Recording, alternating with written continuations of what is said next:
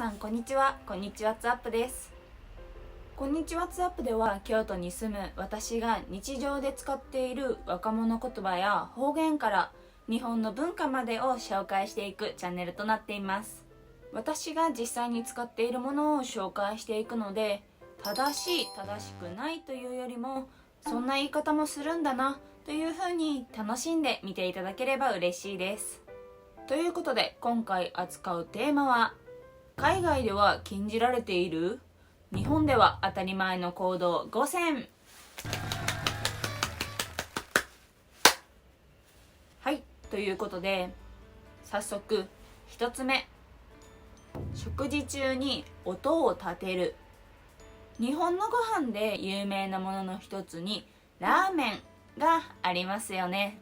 日本では麺をすすって食べるのが普通のこととされてはいますが、海外ではスープなどを吸って音を立てるということはマナー違反であるとされている国もあるのではないでしょうか。日本に来られたことがある方は知っているかもしれませんが、日本では麺をすすって食べるのはごく当たり前のことです。ぜひ日本でラーメンやうどんを食べることがあれば、ぜひすすって食べてみてください。それでは2つ目、相槌を打つ。日本人は話をしている時に、あなたの話を聞いているよということを表現するためによく相槌を打つことがあります。しかし海外では相槌を打つという行為は話を邪魔されているというふうに感じられることもあるのではないでしょうか。日本人が話の途中によくうなずいたり、相槌を多く打ったりするのは、話を聞いていますよということを表現するためにしているので、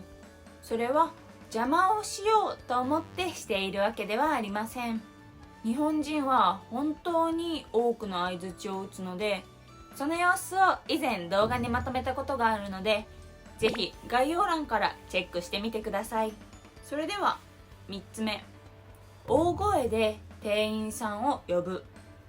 日本の居酒屋やレストランに行ったことのある人はわかるかもしれませんが、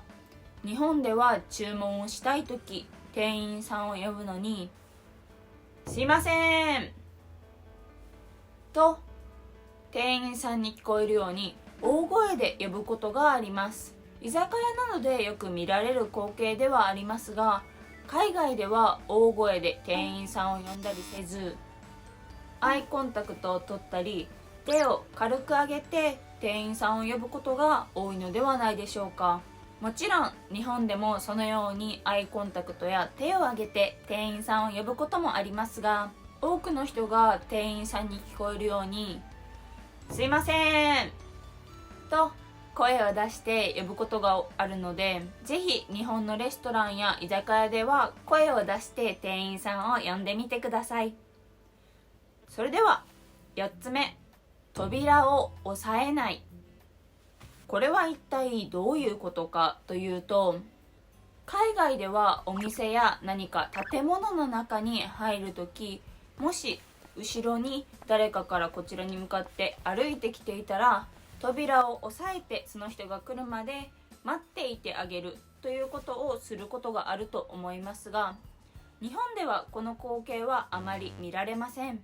もちろん日本でも後ろから人が来ていれば扉を押さえてということをすることもありますが、私が留学中に感じたのは、その押さえている時間が海外ではとても長いというように感じました。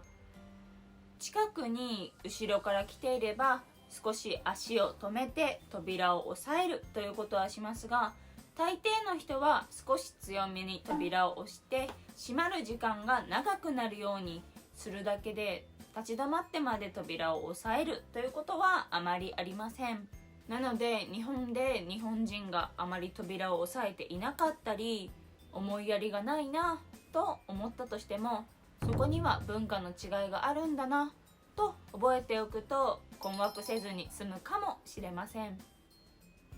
それでは最後5つ目、チップを払わない。これは知っている人も多いかもしれませんが、日本ではチップを払うという文化はありません。おもてなしの精神が強い国なので、チップがなくても最高のサービスを提供するということが普通のことと考えている人もいますし、そもそもチップをもらえると思っている人はほとんどいないと思います。かといってチップをもらって困るということはないので、感謝の気持ちを伝えたいときはそのようにするのも OK だと思います。ただ、会社やお店によっては、お客様がある一人の店員さんに感謝の気持ちでチップを渡したとしても、会社の決まりでもらったチップは全て会社に渡さなければいけないというルールを設けているところもあるので、チップを渡すことが当たり前の国からすれば、そのようなルールは驚かれることかもしれませんね。はい、ということでいかがだったでしょうか。皆さんの国では禁じられていたり、また当たり前であることが日本ではそうではないということもたくさんあります。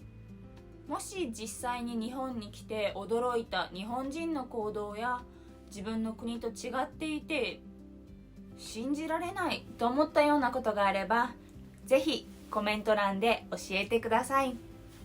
また高評価とチャンネル登録も忘れずにお願いします。それでは本日の動画はここまでです。ご視聴ありがとうございました。バイバイ。